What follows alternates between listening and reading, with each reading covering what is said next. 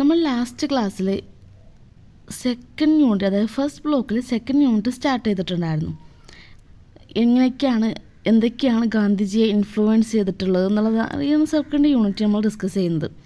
അതിനകത്ത് അദ്ദേഹത്തിൻ്റെ birth place ആയിട്ടുള്ള പോർബന്ദറിനെ കുറിച്ചിട്ട്, ഫാമിലിയെ കുറിച്ചിട്ട്, ഇന്ത്യൻ ഫിലോസഫി എത്രത്തോളം അദ്ദേഹത്തെ ഇൻഫ്ലുവൻസ് ചെയ്തിട്ടുണ്ട്, ഇതൊക്കെ നമ്മൾ ഡിസ്കസ് ചെയ്തിട്ടുണ്ടായിരുന്നു അല്ലേ.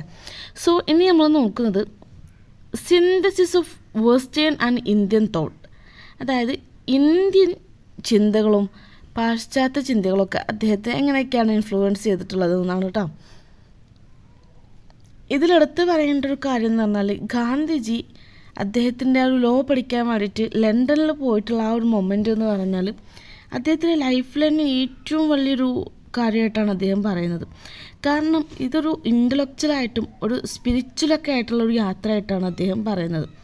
അതായത് എല്ലാ കാര്യം കൊണ്ടാണെങ്കിലും അദ്ദേഹം ഇപ്പോൾ ഇന്ത്യയിലായിരുന്ന സമയത്ത്, ഇന്ത്യ എന്ന് പറയുമ്പോൾ ഒരു ട്രഡീഷണൽ ആയിട്ടുള്ള പാരമ്പര്യമായിട്ടുള്ള രീതിയിലൊക്കെയാണ് ഇവിടെ അദ്ദേഹം ജീവിച്ചിട്ടുണ്ടായിരുന്നത്.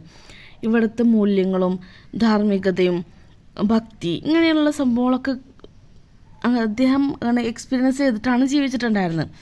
അതിൽ നിന്നൊക്കെ വ്യത്യസ്തമായിട്ടൊരു വൈവിധ്യമായിട്ടുള്ള ഒരു ലോകത്തിൽ എത്തിയ ഒരു ഫീലിംഗാണ് അദ്ദേഹം ഈ ഒരു ലണ്ടനിൽ എത്തിയ ശേഷം അദ്ദേഹത്തിന് ഉണ്ടായിട്ടുള്ളത് കേട്ടോ. മാത്രമല്ല അവിടുത്തെയുള്ള ഒരു മൂല്യങ്ങളും അല്ലെങ്കിൽ അവിടുത്തെയുള്ള ഒരു സംഭവങ്ങളൊക്കെ ഉണ്ടല്ലോ, അതായത് അവിടുത്തെ ലൈഫ് സ്റ്റൈലിന് ഒരുപാട് വ്യത്യാസമുണ്ട്. മാത്രമല്ല അവിടുത്തെ ഫിലോസഫിക്കലായിട്ടുള്ള കാര്യങ്ങളും രാഷ്ട്രീയപരമായിട്ടുള്ള ചിന്തകൾ, ഇങ്ങനെയുള്ള പല കാര്യങ്ങളും അദ്ദേഹത്തിൻ്റെ ലൈഫിൽ വലിയൊരു ചലഞ്ചായിട്ട് കൂടെ വന്നിട്ടുണ്ടായിരുന്നു. ഓക്കെ, ഇങ്ങനെയൊക്കെയുള്ള സമയത്ത് അദ്ദേഹത്തിന് അവിടെ ഏറ്റവും കൂടുതൽ ഇൻഫ്ലുവൻസ് ആയിട്ടുള്ളത് ജോൺ റസ്കിൻ്റെ വർക്കുകളാണ് കേട്ടോ. അതിൽ ഏറ്റവും കൂടുതൽ അദ്ദേഹം എടുത്തു പറയുന്നതാണ് ആൻഡ് ടു ദിസ് ലാസ്റ്റ് എന്ന് പറയുന്ന അദ്ദേഹത്തിൻ്റെ ആ ഒരു വർക്ക് ഗാന്ധിജിയുടെ ജീവിതത്തിൽ ഒരു വലിയ രീതിയിൽ തന്നെ ഒരു സ്വാധീനം ചെലുത്തിയിട്ടുണ്ടെന്നാണ് പറയുന്നത്. കാരണം റസ്കിൻ്റെ ഐഡിയ എന്ന് പറഞ്ഞാൽ ഒരുപാട് ഭയങ്കരമായിട്ടൊരു സിംപ്ലിസിറ്റിയും നോൺ മെറ്റീരിയലിസം എന്ന് പറഞ്ഞാൽ നമ്മൾ ഭൗതികമായിട്ടുള്ള താല്പര്യങ്ങളില്ലേ അതൊന്നും ഇല്ലാത്തൊരവസ്ഥ, അതായത് ഭൗതികേതരത്വം എന്ന് പറയും. അങ്ങനെയുള്ള കാര്യങ്ങളിൽ നിന്നൊക്കെ വിട്ടു നിൽക്കാൻ വേണ്ടിയിട്ടാണ് റസ്കിൻ കൂടുതലായിട്ടും അദ്ദേഹത്തിൻ്റെ ഒരു ആശയത്തിലൂടെ പറഞ്ഞിട്ടുണ്ടായിരുന്നു. ഈ ഒരു കാര്യമാണ് ഗാന്ധിജി കൂടുതലായിട്ടും ഈ ഒരു റസ്കിൻ്റെ ആശയങ്ങളോട് കുറച്ചും കൂടി പൊരുത്തപ്പെടാനും അല്ലെങ്കിൽ സ്വാധീനിക്കാനൊക്കെ കാര്യമായിട്ടുള്ളത്. അതുകൊണ്ട് തന്നെ ഇദ്ദേഹത്തിൻ്റെ ഈ ഒരു തത്വങ്ങളൊക്കെ പിന്തുടരുകയും അത് ഗാന്ധിജിയുടെ ജീവിതത്തിൽ പകർത്തുന്നതിന് വേണ്ടിയിട്ടുള്ള ഒരുപാട് ശ്രമങ്ങളൊക്കെ നടത്തിയിട്ടുണ്ട്. അതിൻ്റെ ഒരു ഭാഗമായിട്ട് കൊണ്ട് തന്നെയാണ് കേട്ടോ ഗാന്ധിജി നല്ല രീതിയിൽ സിമ്പിളായിട്ടുള്ളൊരു ജീവിതം ജീവിക്കാനൊക്കെ തുടങ്ങിയിട്ടുള്ളത്. അതിൻ്റെ കൂടെ തന്നെ ഭൗതികമായിട്ടുള്ള സ്വത്തുക്കളുടെയൊക്കെ ത്യാഗങ്ങൾ പരീക്ഷിക്കാൻ തുടങ്ങി.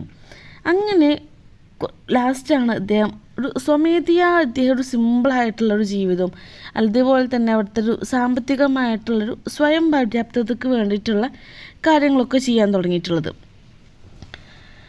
സോ ഗാന്ധിജിയുടെ ജീവിതത്തിൽ ഏറ്റവും കൂടുതൽ ഈ ഒരു ജോൺ റസ്കിന് ഒരുപാട് ഒരു സ്വാധീനം ചെലുത്തിയിട്ടുള്ളൊരു വ്യക്തിയായിട്ടാണ് നമുക്ക് കാണാൻ സാധിക്കുക. ഓക്കെ, അതുപോലെ തന്നെ വേറൊരു വ്യക്തിയായിട്ട് അദ്ദേഹം പറയുന്നത്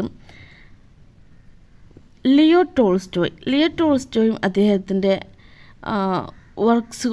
അദ്ദേഹത്തിൻ്റെ വർക്കും ഇതേപോലെ തന്നെ ഗാന്ധിജിയെ ഒരുപാടായിട്ട് സ്വാധീനം ചെലുത്തിയതായിട്ട് പറയുന്നുണ്ട്.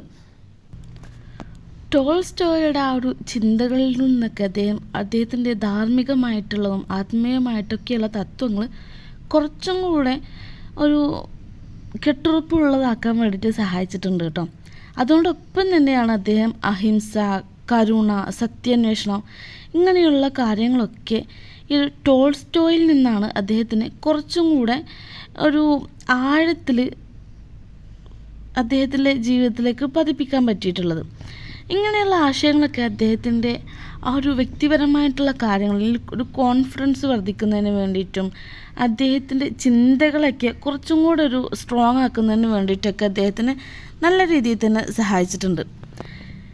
ലണ്ടനിൽ അദ്ദേഹം താമസിച്ചിട്ടുണ്ടായിരുന്ന ആ ഒരു കാലത്ത് അദ്ദേഹം ഒരു ഇങ്ങനെ ഫുൾ ടൈം അക്കാദമിക്കായിട്ട് നടന്നിട്ടുണ്ടായിരുന്ന ഒരാളായിരുന്നില്ല. മറിച്ചും അദ്ദേഹം അവിടെയുള്ള ചിന്തകളൊക്കെ അദ്ദേഹത്തിൻ്റെ ചിന്തകൾ മറ്റുള്ളവരുമായിട്ടൊക്കെ കുറച്ചും കൂടെ ഇടപഴകുന്നതിന് വേണ്ടിയിട്ടും അങ്ങനെയുള്ള കാര്യത്തിലേക്കൊക്കെ കുറച്ചും കൂടെ എന്താ പറയുക, അദ്ദേഹം എല്ലാ കാര്യങ്ങളിലും ഇടപെടുന്ന ഒരാളായിട്ടുണ്ടായിരുന്നു.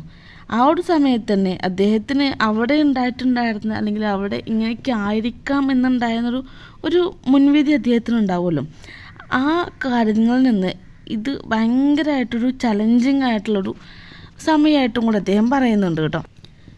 ഗാന്ധി ഫിലോസഫിയിൽ ഈ റസ്കിൻ്റെയും ടോൾസ്റ്റോയുടെയും ഒക്കെ എല്ലാ നല്ല ഗുണങ്ങളും നമുക്ക് ഇദ്ദേഹത്തിൻ്റെ ഈ ഒരു ഗാന്ധിയൻ ഫിലോസഫിയിൽ നമുക്ക് കാണാൻ സാധിക്കും.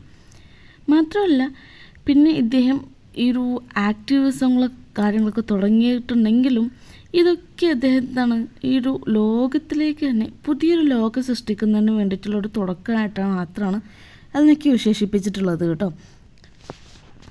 അതേപോലെ തന്നെ ഗാന്ധിജി ഈ ഒരു തരത്തിലാണെങ്കിൽ ഈ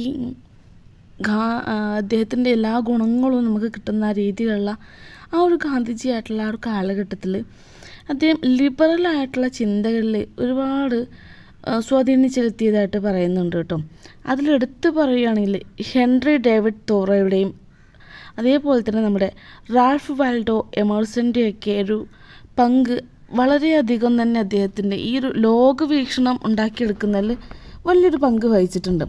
സോ അതിനു വേണ്ടിയിട്ട് ആദ്യം അദ്ദേഹം മനസ്സിലാക്കിയിട്ടുള്ള കാര്യം എന്ന് വെച്ചാൽ ഈ ലിബറലായിട്ടുള്ള ഒരു പ്രത്യയശാസ്ത്ര നിലനിൽക്കുന്നതിന് തന്നെ വ്യക്തിഗതമായിട്ടുള്ള അവകാശങ്ങളൊക്കെ നൽകണം, അല്ലെങ്കിൽ ഓരോ വ്യക്തിക്കും അവരുടേതായിട്ടുള്ള അവകാശങ്ങളുണ്ട് എന്നുള്ള ഒരു തിരിച്ചറിവിലൂടെയാണെന്നാണ് അദ്ദേഹം പറയുന്നത്. അതുകൊണ്ട് തന്നെ ഓരോ ആളുകളും ഗാന്ധിജിയെ അടക്കമുള്ള അദ്ദേഹത്തിന് എന്താണ് ഓരോ മൂല്യങ്ങളും ആ ഒരു നീതിയുക്തമായിട്ടൊക്കെയുള്ള ഒരു സമൂഹമൊക്കെ ഉണ്ടാവണം, അതിന് എത്രത്തോളം പ്രാധാന്യമുണ്ട് എന്നുള്ള കാര്യങ്ങളെക്കുറിച്ചിട്ടൊക്കെയാണ് അദ്ദേഹം ചിന്തിക്കാൻ തുടങ്ങിയിട്ടുള്ളത്. അതിൻ്റെ ബേസിലാണ് ഈ ഒരു സിവിൽ ഡിസൊബീഡിയൻസ് എന്ന് പറയുന്ന ആ ഒരു എസ്സേ ഗാന്ധിജി അദ്ദേഹത്തിൻ്റെ ഒരു ഡീപ്പായിട്ട് തന്നെയുള്ളൊരു പഠനത്തിൻ്റെയൊക്കെ ഭാഗമായിട്ടാണ് അദ്ദേഹം നിർവഹിച്ചിട്ടുള്ളത്. സോ ഈ ഒരു സിവിൽ ഡിസൊബീഡിയൻസ് എന്ന് പറയുന്ന ആ ഒരു എസ്സേ, അതായത് തോറോയുടെ ആ ഒരു എസ്സേ അദ്ദേഹത്തിൻ്റെ ലൈഫിൽ, ഗാന്ധിജിയുടെ ലൈഫിൽ വളരെയധികം സ്വാധീനിച്ചിട്ടുണ്ട്. അതുകൊണ്ട് തന്നെ ഈ ഒരു സിവിൽ ഡിസൊബീഡിയൻസ് അതിന് ശേഷമാണ് നമ്മൾ ഇന്ത്യയിൽ ഈ ഒരു സിവിൽ ഡിസൊബീഡിയൻസ് എന്ന് പറയുന്ന ആ ഒരു സംഭവം വന്നതും, അല്ലെങ്കിൽ അതിന് ആ ഒരു സമരമുറക്ക് ഈ ഒരു പേര് നൽകിയിട്ടുള്ളതും ഗാന്ധിജി ഈ ഒരു തോറോയിൽ നിന്ന് ഉൾക്കൊണ്ടിട്ടുള്ള ആ ഒരു ആശയത്തിൻ്റെ പുറകെയായിട്ടാണ്.